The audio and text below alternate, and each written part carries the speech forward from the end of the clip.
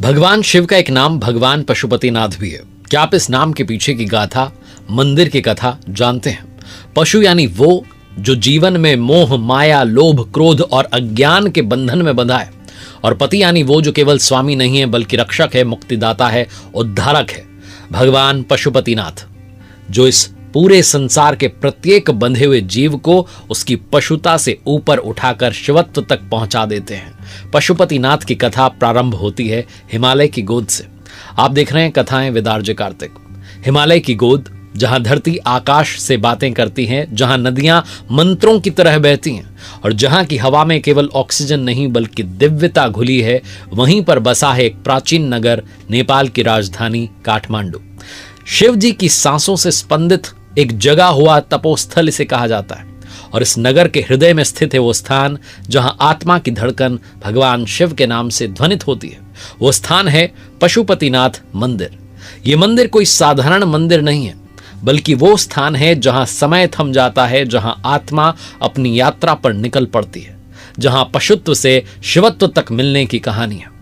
एक कथा है, कई युगों पहले एक तपस्वी मुनि थे, नाम था निकुंभ, जिन्होंने हिमालय में बैठकर शिवजी की ऐसी तपस्या की कि स्वर्ग की दीवारें हिल उठी।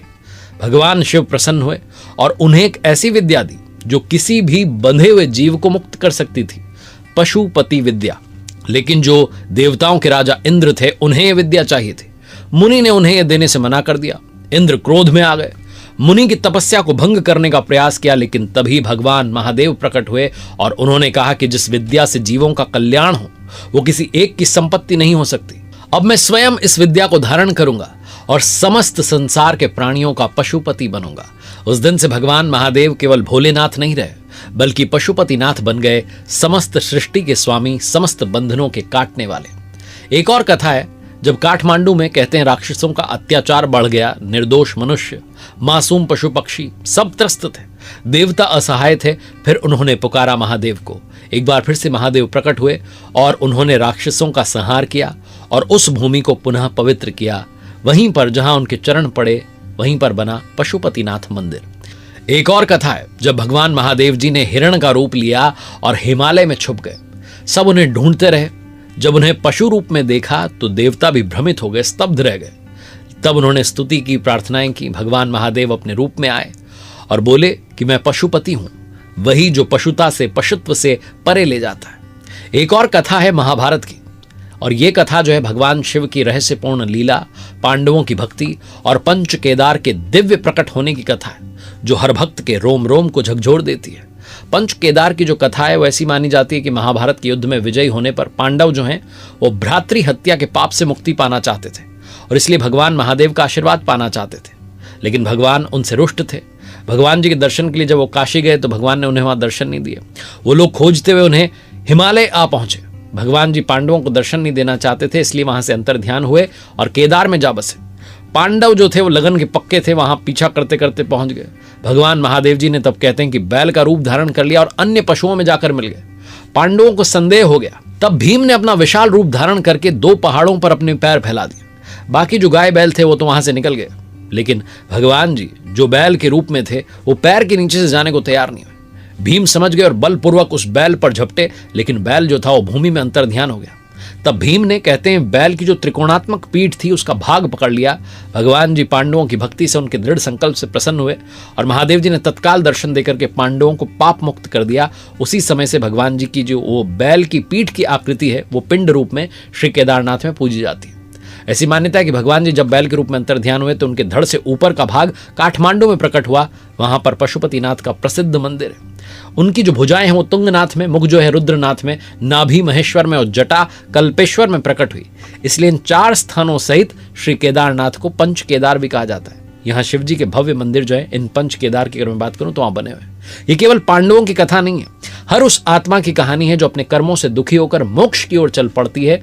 भगवान शिव कहते हैं कि मैं सरल तो हूं पर सहज नहीं हूं, परीक्षा लूंगा, छुप जाऊंगा, लेकिन अगर आपकी भक्ति सच्ची होगी तो स्वयं प्रकट हो जाऊंगा। और जब प्रकट होते हैं भगवान तो आपके भीतर एक केदारनाथ, एक पशुपतिनाथ जाग उठता है। अब एक और कथा की बात करते हैं। कहते हैं कि एक चरवाहे ने देखा कि उसकी गाय हर दिन एक ही स्थान पर जाकर के जमीन पर दूध गिरा रही है।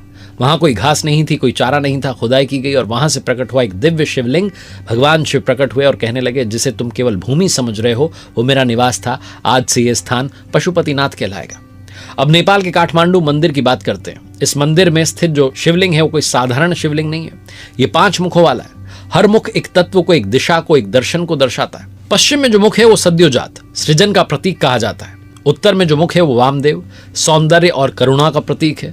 पूर्व में जो मुख है वो तत्पुरुष, वो ध्यान और आत्मज्ञान का प्रतीक है। दक्षिण में जो मुख है वो अघोर, विनाश और पुनर्रचना का मुख है। और शिवलिंग जो ऊपर की ओर है उसे ईशान दिशा का प्रतीक कहा गया है। निराकार निर्विकल्प ब्रह्म जिन्हें कहा जाता है। अब बात करते हैं जो 5 मुख हैं, ये पृथ्वी, जल, अग्नि, वायु और आकाश, इन 5 तत्वों को भी दर्शाते हैं। पशुपतिनाथ का जो शिवलिंग है, कहा जाता है कि ये पाप नहीं बल्कि आत्मा को ही बदल देता है, सारे पापों को नष्ट कर देता है। कहते हैं कि जो शिवलिंग है ये पारस पत्थर से बना है और पारस की कहानी हम सब जानते हैं। पारस लोहे को भी छू ले तो सोना बना देता है। यहाँ के दर्शन मात्र से जो भाग्य है वो सोने सा दमकने लगता है और मान्यता है कि एक बार जो इस शिवलिंग के दर्शन कर लेता है वो फिर कभी पशु योनि में जन्म नहीं लेता। ये मंदिर केवल मंदिर नहीं है, चेतना की धधकती अग्नि है जो आपकी आत्मा को तपा देती है, उसे शुद्ध कर देती है और अंत में एक मौन संदेश देती है कि मैं वो नहीं हूं जो तुम देख रहे हो, मैं तो वो हूं जो तुम्हारे भीतर सोया हुआ है। जब कभी तुम पशुपतिनाथ जाओ तो भगवान जी के दर्शन करके सिर्फ उन्हें देखना मत, अपने भीतर के शिवत्व को जगाना, क्योंकि पशुपतिनाथ आराध्य के साथ साथ तुम्हारी मुक्ति की वो संभावना है जिसे तुमने वर्षों से भुला रखा है। आइए मिलकर बोलते हैं हर हर महादेव।